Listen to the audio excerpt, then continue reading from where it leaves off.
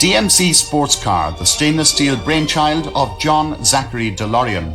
It was once hoped that 20,000 of these cars would be sold in 1982 to wealthy Americans, and that would bring fame and fortune to John DeLorean and also much-needed jobs to the impoverished areas of West Belfast. But by Thursday afternoon, the DeLorean bubble had burst. Behind these gates at Dunmurry, the company was facing a financial collapse. It was just 18 months after production began, but it was feared that this could be the last consignment of cars from the company's plant. For the workforce, it seemed that their jobs were at risk, and for many, their jobs could be gone. At the moment. Well, you don't know where you are. What's happening? Do you feel that your jobs are threatened? Yeah, definitely. Very threatened indeed. But we'll just have to see how it works out today at this meeting. Hopefully we'll get some sort of verdict tomorrow. After that, who knows? The dole again. By Friday, the news was clear. 1,100 jobs lost, 1,500 more on short time. For John DeLorean, his company's future was doubtful. It was perhaps the most bitter episode in the development of his automobile company. The company first began production in Belfast in August 1980, just a year and a half ago.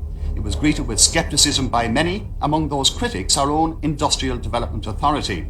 However, for the British authorities, the attraction was simple, and that was more jobs for the adjacent population of West Belfast. Whatever the cost, this new project would generate much-needed pay packets. The credentials of the new entrepreneur, John DeLorean, seemed at least acceptable. He was a former vice president of General Motors and a design engineer with a revolutionary new product. But apart from design, he brought with him little else. Just £2 million compared to the UK government's £75 million. DeLorean's own view was that his contribution was far more important than money. Well, I've got a pint of blood for every pound that the British have in it, so I don't know. I think we're all about even there.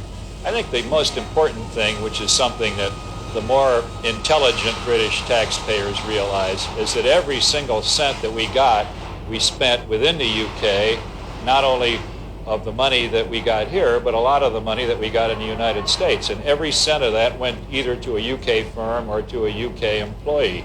So when you get all through with it, one way or another, it stayed right in the country, right in the economy. And I don't know how they could have spent their money any more intelligently. Yet from the beginning, the skeptics were loud in their criticism. They doubted the car's quality and the company's future.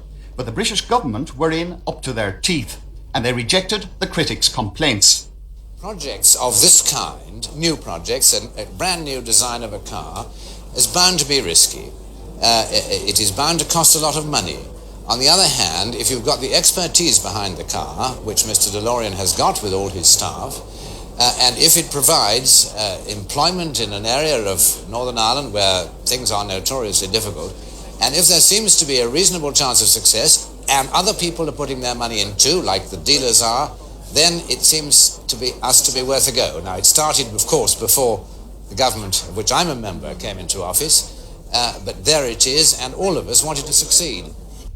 But the key to success of this project would have to be exports to the American market. It was there that DeLorean's hopes would fail or succeed. If exports dried up, then the company was doomed, and that's precisely what happened.